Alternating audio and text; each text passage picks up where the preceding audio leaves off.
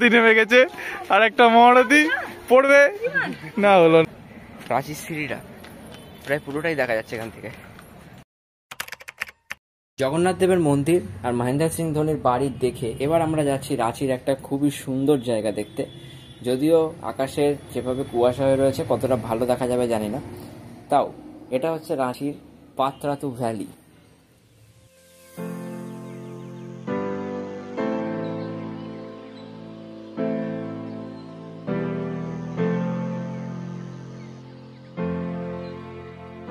আমরা যেহেতু পাতরাতু ভ্যালিতে আছি আমরা, আর পাতরাতু ভ্যালিতে এখন আগে তো ভিউ পয়েন্টগুলো আছে, ভিউ পয়েন্টগুলো খুব সুন্দর, ওখানে মানে দাঁড়িয়ে দাঁড়িয়ে ওখানে ভ্যালিটাকে করা যায়।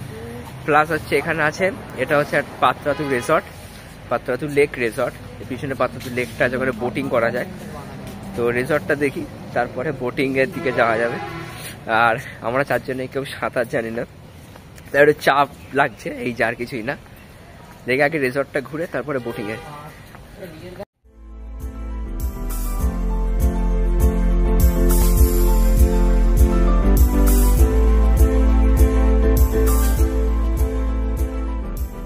তো এখানে ঢোকার জন্য 20 টাকা করে টিকিট কেটে ভেতরে ঢুকে সেখানে আবার বোটিং এর টিকিট কাটতে, সেটা মনে হয় 30-40 টাকা যাবে পার হেড।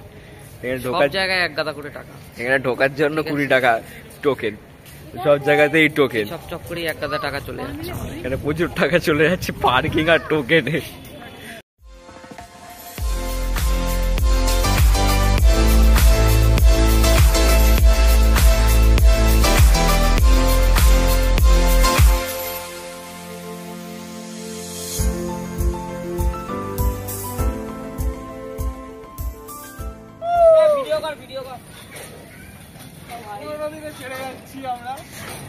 এত আসতে হলে হবে না, জোরে হতে হবে। এই কি আমার ফেটে যাবে, তাতে কি হচ্ছে? ফেটে যাবে তো সেটা ধাক্কা মারতে এসে জোরে জোরে ঢাল, জোরে ঢাল, জোরে।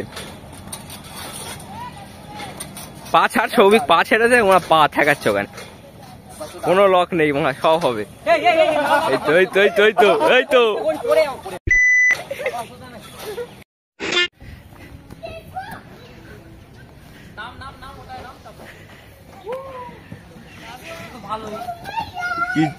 কি করছ কাম? এটা ভালো না, এটা ভালো না, এইটা পেছার মারবে ওখান দিয়ে। চল, এই হচ্ছে লেকটা, ঠিক আছে। এখানে প্রচুর এই যে বোটিং গুলো আছে। তো বোটিং গুলোতে আমরা উঠলাম না, তার কারণ আমরা হচ্ছি ছোটখাটো লোকজন, তো এত টাকা পয়সা না নেই বোটে ওঠার। এই বোটে আর উঠলাম না, বোটের দাম বেশি। তো এইগুলো আছে, এগুলো ভালোই বেশ। এবার একটু জলের দিকে যাওয়া যাক, জলের মধ্যে চলো।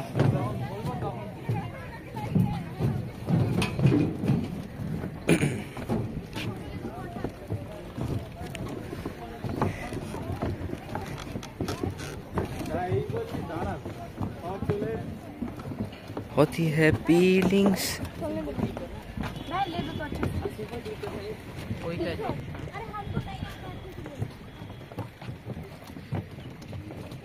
এই হচ্ছে বোট গুলো, সুন্দর সুন্দর, কিন্তু প্রচুর টাকা দাম।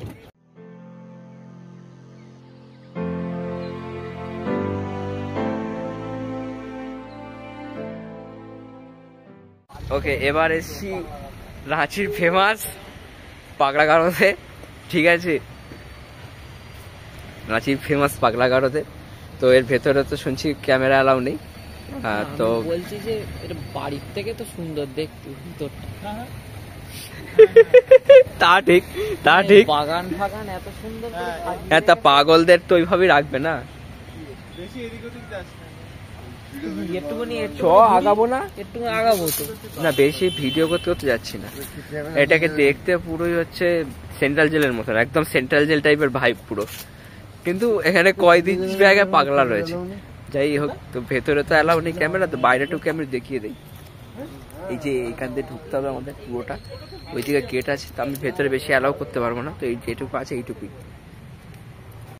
ফান ফ্যাক্ট, এই যে 3 জন যাচ্ছে না, এই 3 জনকে কিন্তু ঢোকানোর চেষ্টা করা হবে পাগলা গারদে।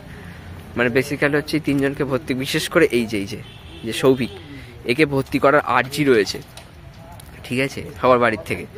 তো দেখা যাক ওকে ভর্তি করানো যায় কিনা। যেহেতু এর পাশে ক্যামেরা অ্যালাউ নেই, তো আমি যা হোক করে একটা স্টিল তুলতে পেরেছি। ওকে, তো রক গার্ডেনে এসেছি, ঠিক আছে। এখানে সব কটা জায়গাতে এত টিকিট কাটতে হয় না, খুব বিরক্তিকর ব্যাপার। মানে টিকিট কাটতে কাটতেই টাকা পয়সা শেষ। রক গার্ডেনে ঢোকার এন্ট্রি 30 টাকা, আবার পার্কিং 20 টাকা। তো রক গার্ডেনে এসেছি, রক গার্ডেনে এখানে ওই গার্ডেনটা আর কি ঘুরে দেখা, পাথর টাথর আছে, আরও কিছু আছে, কি আছে আমি জানি না। বলছে যে ভালো, বেশ সুন্দর নাকি। তো দেখি ভেতরে গিয়ে ঘুরে টুরে কেমন ব্যাপার স্যাপার লাগে। ওকে,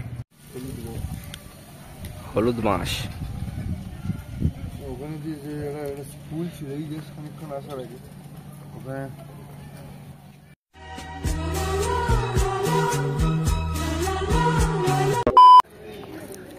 তো এখানে একটা লেক আছে ছোট, কিন্তু কথা হচ্ছে এত কুয়াশা যে আশপাশ করে দেখাই যাচ্ছে না। রক গার্ডেনের যে লেকগুলো এত কুয়াশার জন্য কিচ্ছু বোঝা যাচ্ছে না। এত কুয়াশা থাকলে হয়, ভর্তি কুয়াশা। না আমার কোনো ছবি তুলতে পারছি ঠিক করে, না কোনো কিছু হচ্ছে। এনিওয়ে দেখে নাও।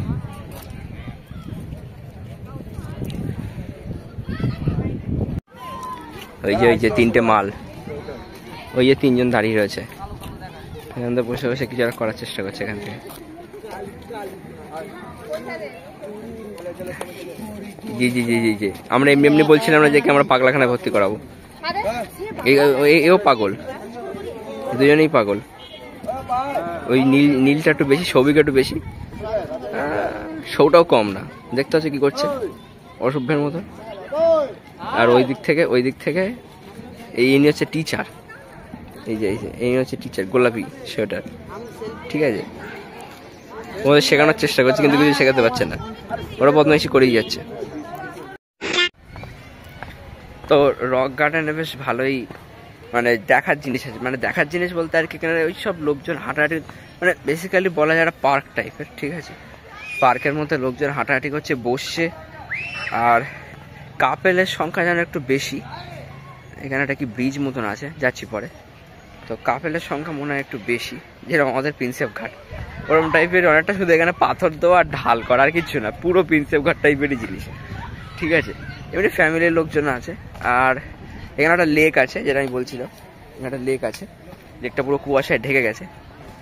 এই তো এই লোকজন ছবি তুলছে লেকে।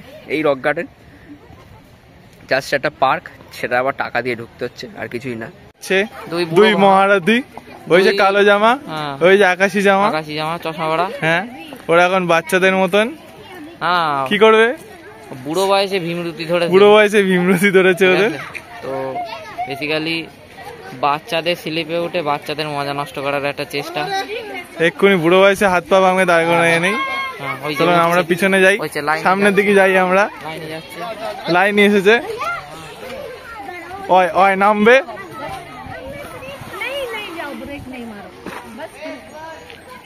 একটা মহারথী নেমে গেছে, আর একটা মহারথী পড়বে না, হলো না। ধরেছিলাম ভাই, কেমন লাগছে ছোটবেলা দিবাই, কেমন লাগছে তোমার? শাবাশ বেটা, বহুত বড়িয়া মুন্না। তো আজকে র্যাপ আপ হচ্ছে না, র্যাপ আপ না, না না না, এরপর অনেক কিছু হবে না, র্যাপ আপ না, এটা জাস্ট ঢোকা, মানে স্পট হিসেবে আজকে লাস্ট হচ্ছে। এটা হচ্ছে টেগর হিল হচ্ছে। এখানে সিঁড়ি আছে সুন্দর, সিঁড়িটা সোজা এখান থেকে ঘুরে ঘুরে ঘুরে ঘুরে ওই উপরে চলে যাচ্ছে একেবারে। তো এখান থেকে হেঁটে হেঁটে উপরে উঠতে হবে এখন, ঠেলে ঠেলে যাওয়া যায়। এই জায়গার একটা ইতিহাস আছে।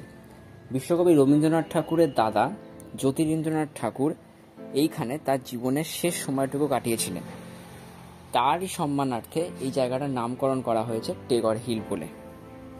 এবং এটা থেকে বোঝা যায় যে সেই সময় বাঙালিদেরকে কতটা সম্মান দেওয়া হতো সারা ভারতবর্ষ জুড়ে।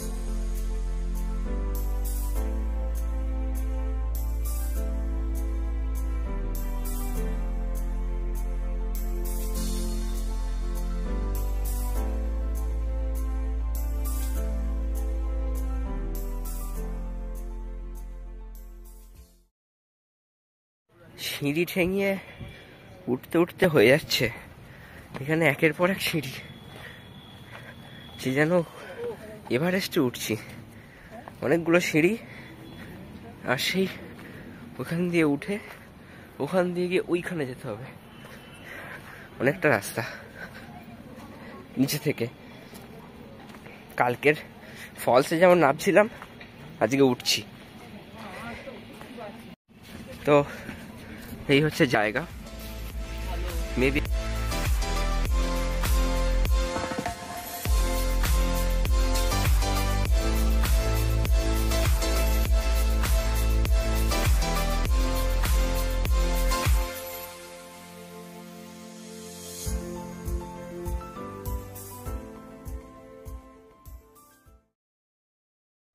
ওকে, আমাদের ট্রিপ এখানে শেষ হয়ে গেছে।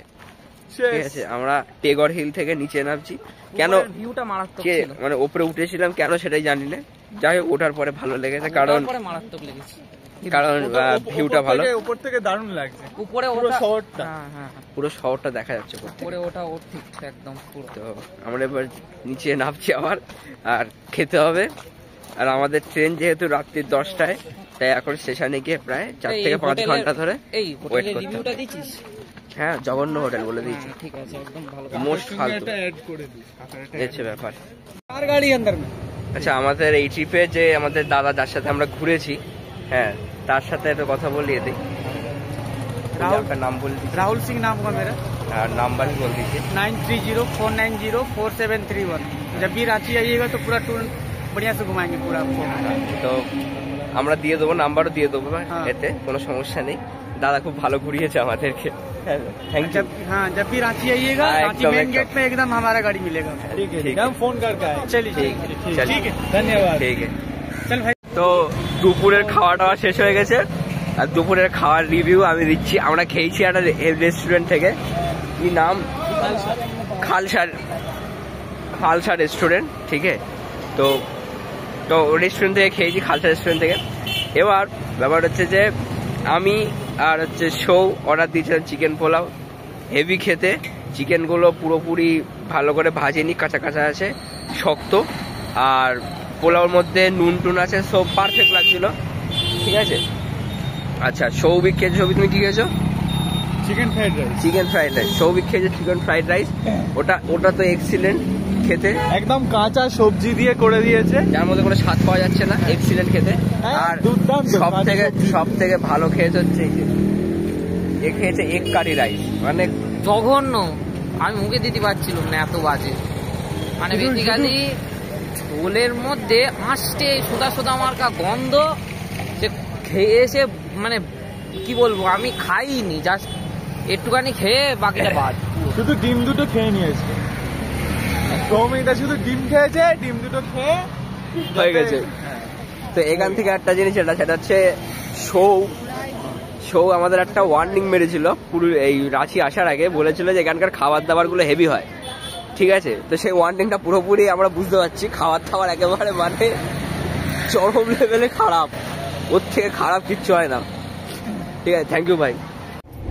তো ট্রেনে উঠে গেছি, ট্রেন ছেড়েও দিয়েছে 10টার সময়, আর খাওয়া দাওয়া হয়ে গেছে আমাদের সবার। ঠিক আছে, আমাদের শোয়ার তোড়জোড় করছে। আমি শোবো, সারাদিন খুব কষ্ট গেছে, একটু ঘুমাতে হবে। কাল সকালবেলা হাওড়ায় নামবো।